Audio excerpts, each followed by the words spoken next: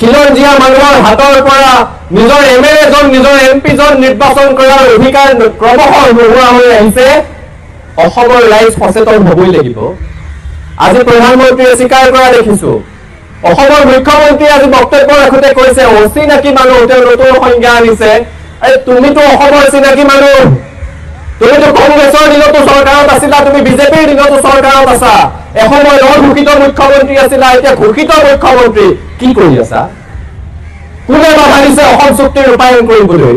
কোনে বাধা দিছে অবৈধ বিদেশীক চিনাক্ত কৰিবলৈ ভোটাৰ তালিকাৰ পৰা নাম কৰ্তন কৰিবলৈ আৰু বহিষ্কাৰ কৰিবলৈ কিহৰ কাৰণে আজিলৈকে কোনো এখন চৰকাৰে দিল্লীতে হওক দিছপুৰতে হওক NRC খনৰ পুংখানুপুংখ পুনৰীক্ষণৰ কাৰণে আবেদন নজনায় এই প্ৰশ্নবোৰৰ উত্তৰ দিব লাগিব যোৱা 40টা বছৰে অসমত কোনটো ৰাজনৈতিক দলে শাসন কৰা নাই অসম গণ পৰিষদ আজি নাম কৈ ফুৰাব লাগিব আটাইতকৈ বেছি দায়বদ্ধ হোৱা উচিত আছিল জন্ম কিয় হৈছিল অসম আন্দোলনৰ সত্তাটোক বিধানসভা লোকসভা সংসদৰ মজিয়ালৈ কঢ়িয়াই লৈ যাবলৈ জন্ম হৈছিল কি কৰিলে দুবাৰকৈ নিজৰ মুখ্যমন্ত্ৰী পালে